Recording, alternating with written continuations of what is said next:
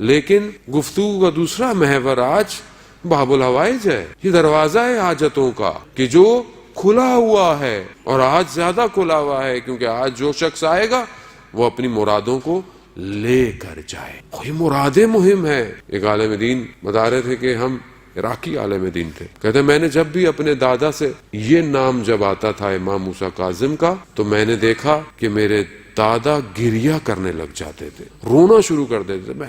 میں نے ایک دن پوچھ لیا کہ اے جد بزرگوار آخر کیا وجہ ہے کہ جیسے ہی یہ نام آتا ہے آپ کی آنکھوں میں آنسو رکتے ہی نہیں ہے؟ تو کہتے ہیں کہ بیٹا اگر اس امام کے در سے عطا نہ ہوا ہوتا تو آج تم بھی دنیا میں نہ ہوتے. ہونا کیا ہے؟ کہا کہ میں چھوٹا سا تھا، 8 سال کا، 1930 کی بات ہے، بغداد میں حرم کے قریب میرا گھر تھا، وہیں کھیلتا تھا. اچانک سے ایک دن بیمار ہو گیا، بیماری بڑھتی چلی گئی، ٹھیک نہیں ہو رہا تھا، دن بدن طبیعت خراب ہوتی گئی. ایک ڈاکٹر، دوسرا ڈاکٹر، تیسرا، جو زمانے میں ڈاکٹر ہوتے تھے، حتیٰ یہاں تک کہ میں بستر پہ گر گیا اور پیرالائز ہو گیا، ہل نہیں سکتا. تو میری ماں نے چادر پہنی. ماں ہوتی ہے عزیزان محترم، ماؤں کی قدر کیا کریں اگر زندہ ہے، اور نہیں ہے تو قبر پر جا کر ماں سے بھی توسل کیا کر، کیونکہ ایک ماں ہر مجلس پہ نگاہ رکھتی ہے، کیونکہ اس کی اولاد کا ذکر ہو رہا ہوتا ہے نا، وہ اپنی اولاد کے ذکر کو خالی نہیں جانے دیتی. وہ کہتی ہیں چادر پہنی اور امام کی زری پہ گئیں اور زری کو پکڑ کر کہا یا امام موسیٰ کاظم، میں نے اپنے بیٹے کا نام کاظم آپ ہی کی وجہ سے رکھا، مولا میرے بیٹے کو شفا دے دیجیے. اس کو کون شفا دے؟ کہتا یہ گریہ کرتی ہوئی ماں واپس آئی. رات کو خواب میں دیکھا کہ دروازہ دق الباب ہوا، دروازہ دیکھا کھولا تو کہا ایک سید سیاہ امامہ، چہرہ اتنا نورانی کہ میں نے کبھی دیکھا نہیں تھا، اور کہا کہ میں امام کی طرف سے آیا. امام نے کہا ہے فلانے ہاسپٹل میں اپنے بچے کو لے کر جا. کہتے صبح میں بیدار ہوئی تو میں نے ہر کسی سے اس ہسپتال کا نام پوچھنا شروع کر دیا تو کسی کو پتہ ہی نہیں تھا. آخر پوچھ تو کہنا کیوں پوچھ رہے؟ کہا مجھے امام نے اس کے نام بھجوایا ہے. پتہ چلا وہ بغداد کے کسی ایک کونے میں کوئی ایک چھوٹا سا ہاسپٹل تھا. کہتے وہاں میں اپنے بچے کو لے کر پہنچی تو اسی دن وہاں پہ کوئی جرمنی سے کوئی ڈاکٹر آیا ہوا تھا، اور وہ سپائن کارڈ میں بچے کے کچھ پانی آ گیا تھا، اس کو دور کیا. تو کہا اس نے کہ بیٹا یہ امام موسیٰ کاظم کا کمال کہ جو میں آج زندہ ہوں. درود بھیج دے محمد والے محمد صلی اللہ علیہ وسلم. عزیزان محترم ہم آئے ہیں، ہمیں امام کی زندگی سے لے کے جائیں کچھ. وہ جوان بولیں گے ہم امام کے ذکر سے ہمیں کیا ملتا ہے؟ عزیزان امام کی زندگی میں 2 چیزیں مہم ہیں. زندگی میں ساری چیزیں مہم ہیں، جو ادنا سی چیزیں آج کی گفتگو میں ہمارے پاس ہیں وہ 2 چیزیں ہیں. امام کا لقب کاظم، یعنی ہر سخت چیز کو، غصے جیسی چیز کو کنٹرول کر لینا، دبا دینا، خشم جو آتا ہے اسے ختم کر دینا. خود امام موسیٰ کاظم علیہ السلام فرماتے ہیں کہ جو شخص اللہم صلی علی محمد وآل محمد، خود امام فرماتے ہیں کہ جو شخص اپنے غصے پر قابو کرے گا روز قیامت میں خدا کے نزدیک ترین ہوگا. جانو تو آج سوشل دنیا کے اندر اینگر کو کنٹرول کرنا بہت بڑا مسئلہ ہوا ہے. آج لوگ سوال کرتے ہیں ہاؤ ٹو کنٹرول اور اینگر. مولانا صاحب کیا کریں؟ غصہ آ جاتا ہے، ماں کو بچوں پہ غصہ آ رہا ہے، میاں بیوی کو ایک دوسرے پہ غصہ آ رہا ہے، باہر جاتے ہیں تو سڑک کی وجہ سے کسی کو غصہ آ رہا ہے، آفس میں ہے تو کسی کو اقتصادی پرابلم ہے، فائنینشیل ایشوز ہیں، غصے میں ہے شخص، سوشل ایشوز ہیں، غصے میں ہے شخص، فیملی ایشوز ہیں، غصے میں. کیا کریں؟ غصے کو کنٹرول کریں. عزیزان محترم جب دنیا کی ماہیت ہمارے سامنے کلیئر نہیں ہوگی تو ہم ہر قدم پہ غصے میں ہیں. جب دنیا ہمارے سامنے واضح ہو جائے گی تو پھر ہم غصہ نہیں کریں گے، کیونکہ ہماری ایکسپیکٹیشن بڑھ گئی ہے دنیا سے. آج ہم مادہ پرست ہو گئے ہیں، یہ ہونا چاہیے، وہ ہونا چاہیے، اور جب یہ نہیں ہوتا تو اچانک سے انسان کے وجود میں کیا ہوتا ہے؟ غصہ آنا شروع ہو جاتا ہے. ابھی بزنس کی ڈیل نہیں ہوئی ہے اور ڈیل بند ہو گئی، نہیں ہوئی، مولانا صاحب بڑا نقصان ہو گیا. کس چیز کا؟ مولانا صاحب ایک ڈیل ہونی تھی، نہیں ہوئی. وہ آپ کی تھی ہی نہیں، ہوتی تو آپ کی ہوتی، آپ کس چیز پہ غصہ کر رہے ہیں؟ رسول خدا فرماتے ہیں کہ جو چیز خلق نہیں ہوئی ہے لا یطلبو، اس کو طلب مت کرو. جو چیز ابھی وجود میں نہیں آئی ہے اسے مت مانگو. یہی تو وجہ ہے کہ انسان اضطراب میں ہے، انسان ٹینشن میں ہے. اور اسی ٹینشن میں تو غصہ کرتا ہے آدمی آ کے. باہر سے آپ آفس سے آ رہے ہیں، ٹریفک کے پھنسے ہوئے ہیں، گھر میں آپ کے بچے نے ذرا سا کچھ کہہ دیا، آپ پھٹ پڑتے ہیں. میں پھٹ پڑتا ہوں، میں آپ سے کیا کہوں. ذرا سی زوجہ نے کھانے میں نمک زیادہ ڈال دیا تو اچانک سے جو ہے وہ کھانا اٹھا کے سائڈ پہ، یہ کیا ہے؟ سارا دن تھکا ہوا آیا ہوں کما کما کے اور یہ کھانا ہے. یہ دنیا پرستی ہے. یہ ابھی تک آخرت میرے آگے واضح نہیں ہوئی ہے. میں دنیا کے اندر گھوم رہا ہوں. میں کیوں ایک دوسرے سے لڑتا ہوں؟ کیوں؟ کیونکہ میں دنیا کو سب دیکھ رہا ہوں. جبکہ امام نے قید خانے کو یہ بتا دیا کہ یہ قید انسان کی توانائی کو، کمال کو روک نہیں سکتا. انسان کمال پہ پہنچ سکتا ہے. دنیا، وہ قید خانہ بغداد کا قید خانہ تھا، یہ آج پوری دنیا قید خانہ ہے. الدنیا سجن و مومن. حدیث ہے کہ دنیا مومن کے لیے قید خانہ ہے. خوب لا یطلب راحت. تم اس دنیا کے اندر راحت مت مانگو، کیونکہ اس دنیا میں تم جنت مانگ رہے ہو ہی نہیں سکتا دنیا میں جنت آپ کو مل جائے. ہو سکتا ہے کہ دنیا میں آپ کو جو ہے وہ ساری آپ کی پریشانیاں دور ہو جائے، ممکن نہیں ہے. یہ جو ہم مانگ رہے ہیں یہ ممکن نہیں ہے. راحت آخرت کے اندر ہے. بل تؤثرون الحیات الدنیا والآخرۃ خیر وابقیٰ. وہ دنیا ایسی، آخرت میں خیر ہے، آخرت میں باقی ہے.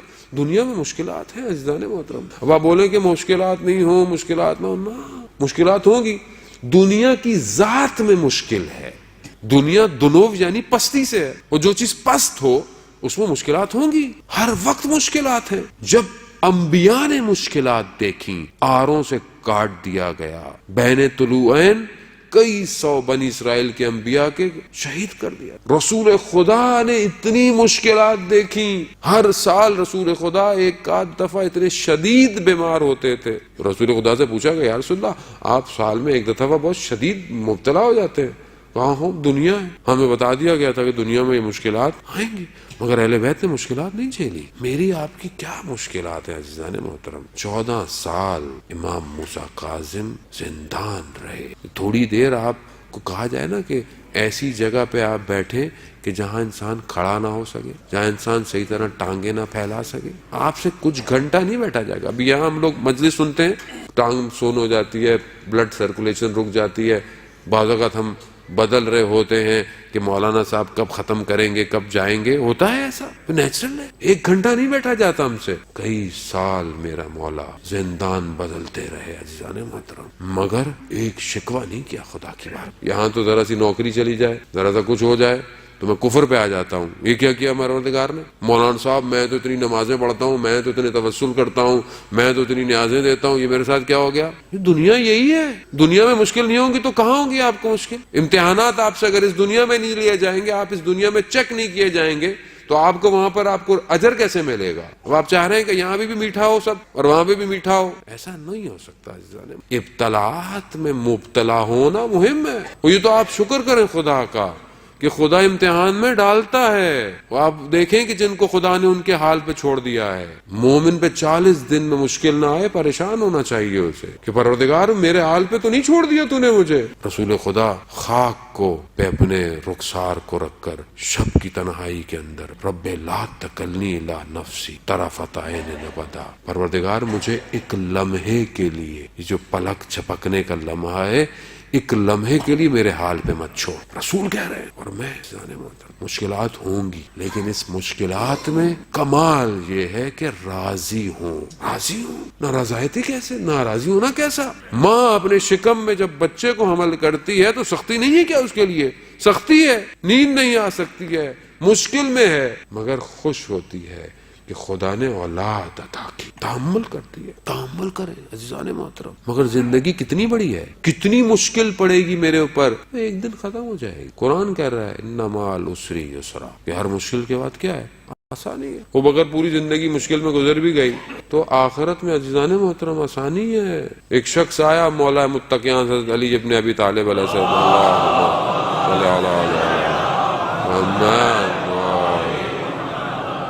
علامہ امینی رضوان اللہ تعالیٰ علیہ جو صاحب غدیر ہیں، کتاب جو انہوں نے لکھی، وہ کہتے ہیں کہ میں حرم میں مولا کے تھا، ایک شخص آیا، اس کی ٹانگ میں مشکل تھی, صحیح چل نہیں سکتا تھا. مولا سے ایسے اس نے مانگا, مولا صحیح نہیں کریں گے میں نہیں جانے والا. کرا تھوڑی دیر میں دیکھا کہ بالکل ٹانگ صحیح ہوگی, چلا گیا. علامہ امینی کہتے ہیں میری ٹانگ میں بھی مشکل تھی. میں نے کہا مولا اس کو دے دیا, میں نے تو اتنا کام کیا, اتنی کتاب, نہیں ہوا, سو گیا, خواب میں آیا. کہا کہ وہ جو اس کو مشکل تھی اسے اندازہ نہیں تھا کہ اس مشکل کے بدلے میں روز قیامت اسے کتنی جزا ملنے والی ہے, اور ہم نے اسے دے دی.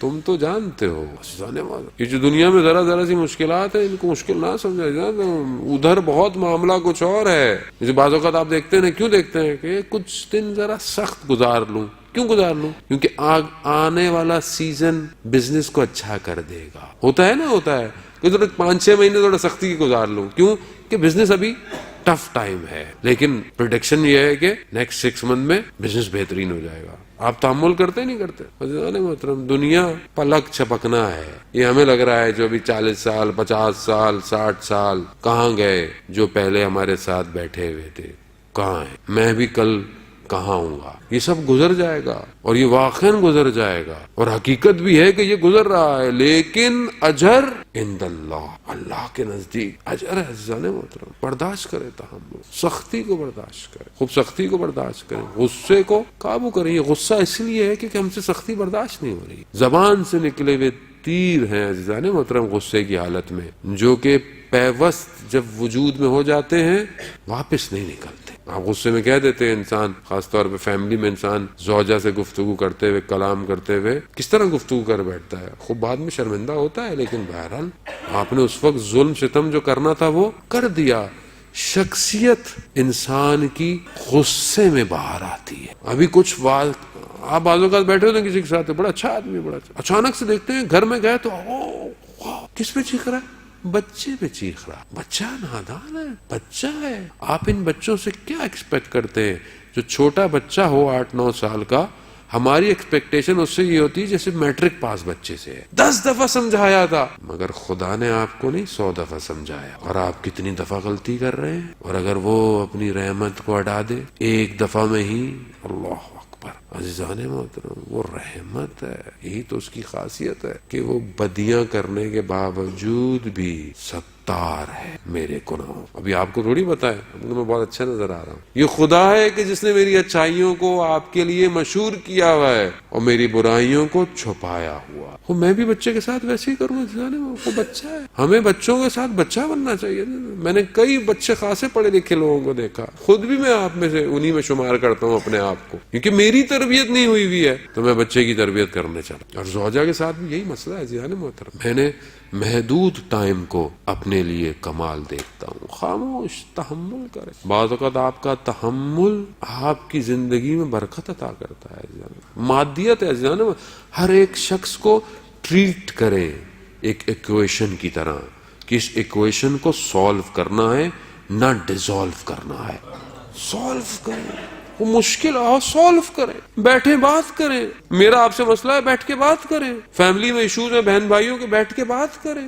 غصہ کیا ہونا, غصہ تباہی اور بربادی بھی لے جاتا ہے انسان کو, حرام کام پہ لے جاتا ہے. کاظم سے کم از کم میں آج اٹھوں تو میں آج یہاں سے اٹھ کر اپنے غصے کو کنٹرول کرنا لے کے جاؤں.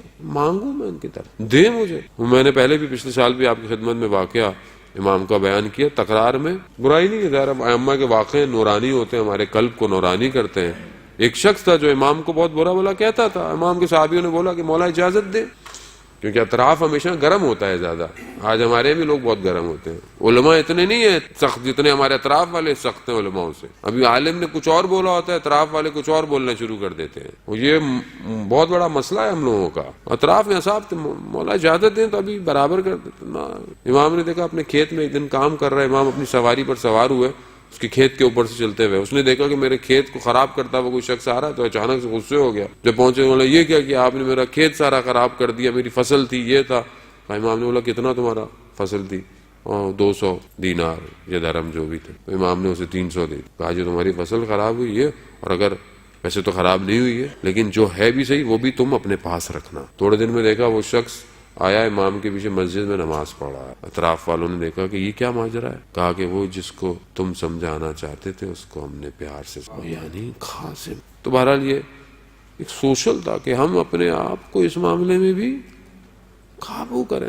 مومن ہر حال میں مومن ہے، اور مومن ناموس پروردگار ہے، یعنی مومن کو تکلیف پہنچانا گویا خدا کو ناراض کرنے والی بات ہے۔ مومن مرۃ المومن، مومن مومن کا آئینہ ہے۔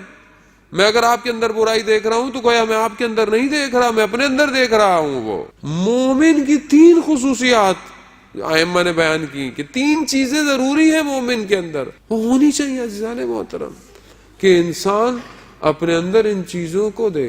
اور پہچانا کس سے جاتا ہے؟ ان 3 خصوصیات سے۔ کیا ہے؟ کہ جب نماز کا وقت ہو تو یہ دیکھو کہ کیا یہ نماز کی طرف جا رہا ہے یا کسی اور کام کی طرف۔ پہلی خصوصیت یہی ہے۔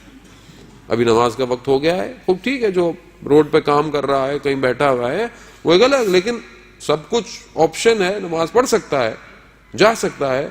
وہ باتیں کر رہا ہے، دیکھ رہا ہے، ٹی وی دیکھ رہا ہے، کوئی میچ دیکھ رہا ہے، اور نماز کا وقت ہو گیا ہے، تو اگر وہ اوپر والا جو کیمرے دیکھ رہے ہیں، وہ یہ کیا دیکھ رہے ہوں گے کہ یہ میرا بندہ ہے یا دنیا کا بندہ؟ کوئی نہ دیکھے آپ کو، اس کے کیمرے دیکھ رہے ہیں۔ اگر ہم چاہتے ہیں کہ ہم یہ جانیں، حدیث ہے کہ اگر تم چاہتے ہو کہ یہ تم دیکھو کہ اللہ کے نزدیک تمہاری منزلت کتنی ہے، تو یہ دیکھو کہ اللہ تمہارے نزدیک اللہ کی منزلت کتنی، اور وہ تبھی ہوگی کہ جب تم دنیا اور آخرت کے درمیان میں اپنے آپ کو پاؤ تو تم انتخاب کس کا کرتے ہو۔ یہ پہلی خصوصیت انسان نماز میں پہچانا چاہتا ہے۔ دوسری کہ انسان سے اگر کوئی مدد مانگنے آئے تو وہ خالی ہاتھ نہیں اس کو۔ آج آپ باب الحوائج کے دروازے پر آئے ہوئے ہیں، جو حاجتوں کو روا کرتا ہے، پوری کرتا ہے۔ اور اگر میں باب الحوائج کا ماننے والا، اور اگر کوئی میرے دروازے پہ آ جائے، خود تو میں بولوں مولا میری حاجت پوری کر دے، اور مولا بولے میں نے بھی تو اپنے مومن کو تمہارے یہاں بھیجا تھا، تم نے کیا کیا؟ امام کا واقعہ آپ کے سامنے موجود ہے نا، علی ابن یقطین جو امام کا خاص شخص تھا، جو حکومت کے اندر تھا، اور کہا تھا کہ جب ماننے والے آیا کریں تو ان کی مشکل کو کیا کرنا؟ حل کرنا۔ تو ایک دفعہ حج پہ جب گیا اور مدینہ مولا کی خدمت میں پہنچا تو مولا نے ملنے سے انکار کر دیا، صحیح طرح گفتگو نہیں کی۔ مولا کا اتنا قریبی شخص، کہا یا بنا رسول اللہ کیا ہو گیا، میرے سے غلطی ہو گئی؟ کہا فلانا شخص تمہارے پاس آیا، تم نے اسے خالی ہاتھ بھیج دیا۔ کہا مولا میں معافی مانگتا ہوں، کیا کہا نہیں، جب تک وہ معاف نہیں کرے۔ اللہ اکبر۔ عزیزان محترم، بڑا ہم اللہ کو راضی کرنے کے چکر میں صبح شام لگے رہتے ہیں۔ جب تک مخلوق خدا راضی نہیں، اللہ بھی راضی نہیں ہونے والا۔ اللہ راضی، مخلوق ہوگی تو اللہ راضی ہوگا، کیا کریں؟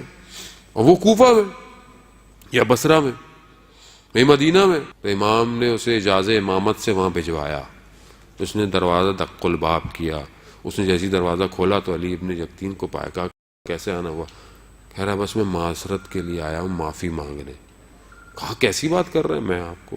کہہ رہے نہیں، اپنے رخسار کو زمین پہ رکھا، کہا اس پہ پاؤں جب تک نہیں رکھو گے مولا راضی نہیں ہے۔ میں کتنا دل دکھاتا ہوں، یہاں تو ایسی ایسی باتیں سننے میں آئی کہ مومن مومن کے اوپر کیس کر دیتا ہے، مومن مومن کا مال کھا رہا ہے، مومن مومن کا قرض واپس نہیں کر رہا ہے۔ عزیزان محترم، کیسے مومن ہے؟ اب سوال ہی آیا ہوا ہے، اس کو تم خالی، ضروری نہیں ہے سوال پیسے کا ہو مشورہ ہو سکتا ہے، ہیلپ ہو سکتی ہے، کیا پتا آپ کسی سے کہہ کے اس کی مشکل کو حل کرتے۔ حضرت موسیٰ کو پروردگار نے کہا ہے موسیٰ کہ جب سائل تمہارے پاس آئے تو اس کو بہترین طریقے سے اس کے ساتھ برخورد کرو، ادب کرو، اس کو بزرگ کرو اپنے سامنے، اور اگر کچھ دے نہیں سکتے تو ادب اور نرمی کے ساتھ اسے لوٹاؤ، اور اگر تھوڑا بہت بھی ہے تو اکرام کرو۔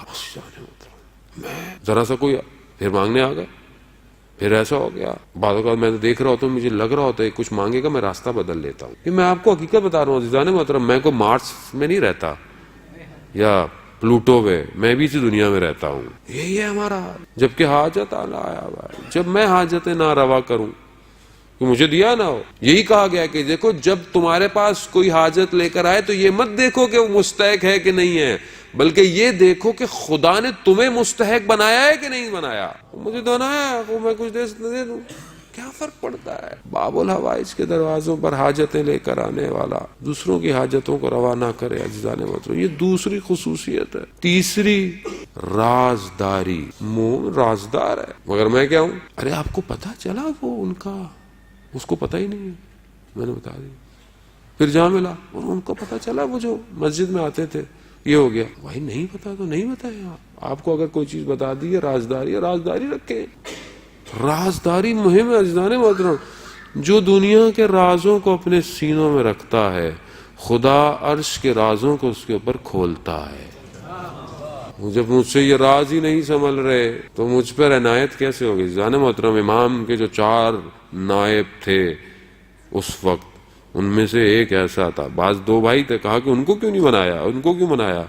کہا کہ وہ ایسا ہے کہ اگر اس کی ابا کے اندر بھی وقت کا امام ہوگا تو وہ ابا کے ٹکڑے کروا دے گا مگر امام کے بارے میں بتائے گا نہیں۔ رازداری، رازداری، رازداری کریں اگر کوئی آپ کو اس قابل سمجھتا ہے۔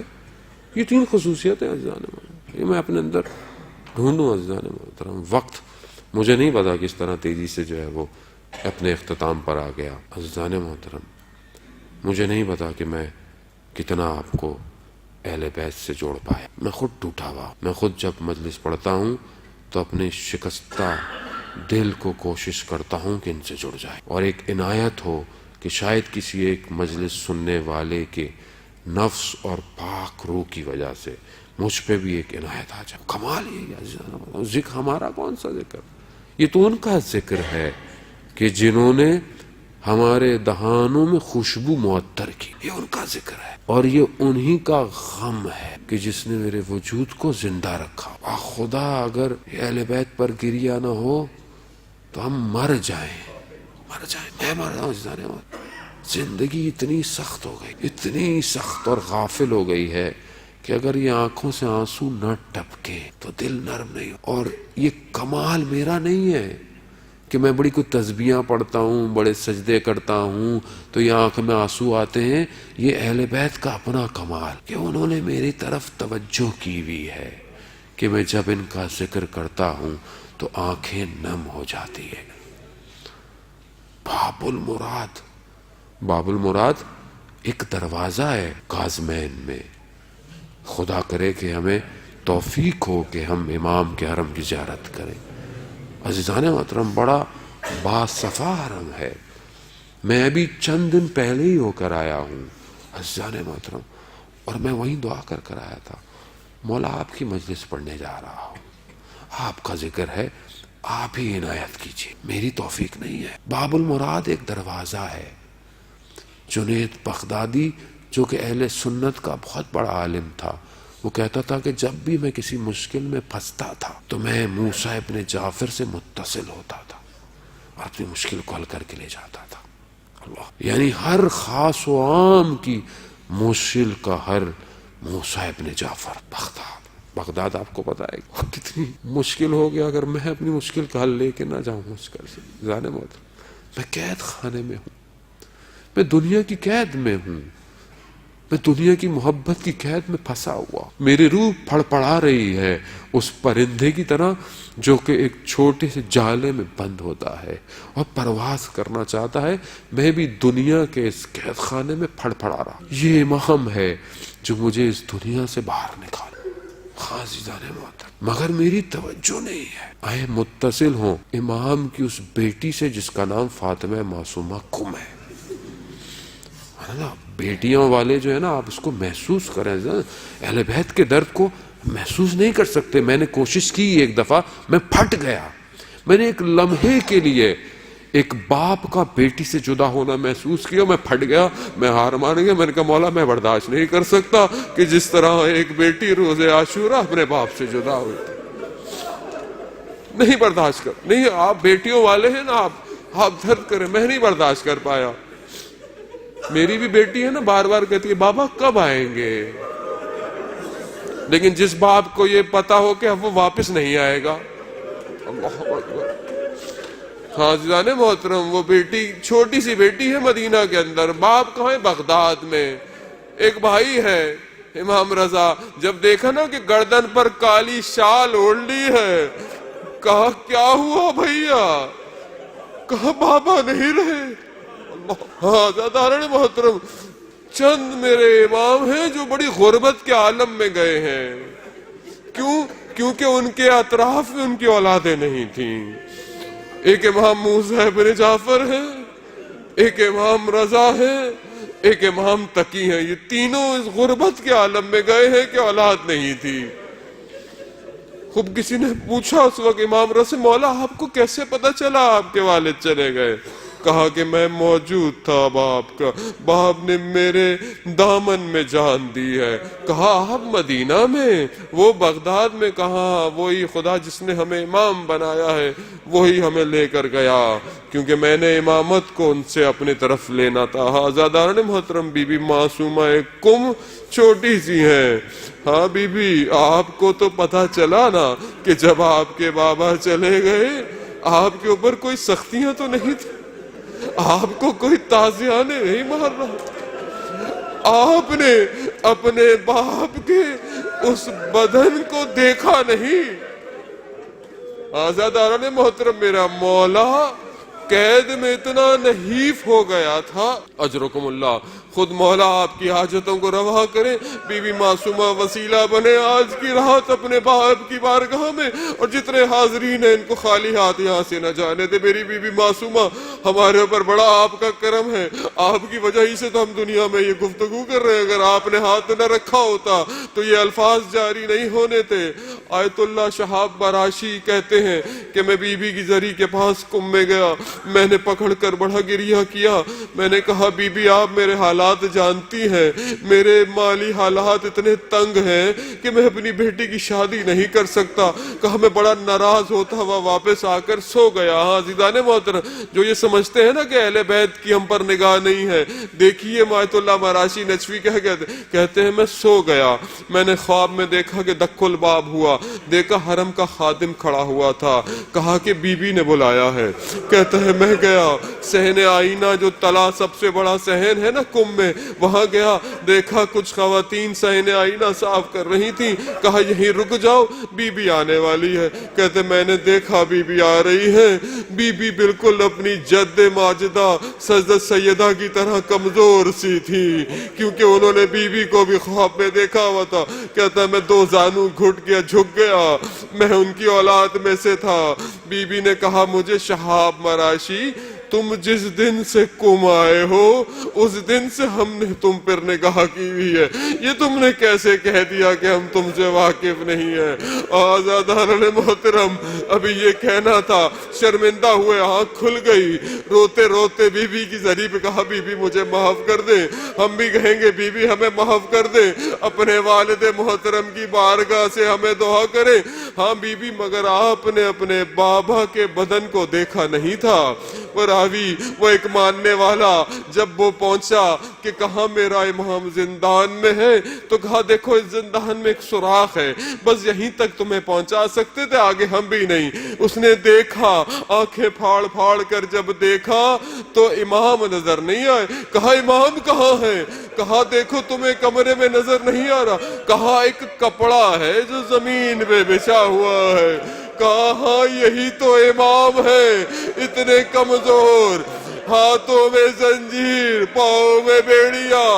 ارے 3 دن تک جنازہ بغداد کے پل پر پڑا رہا، لوگ جب آئے تو ہر کوئی رک گیا، جانور رک گئے تو پتہ چلا ارے یہ رافضوں کا امام ہے، ارے کس غربت میں امام کو دفنایا گیا۔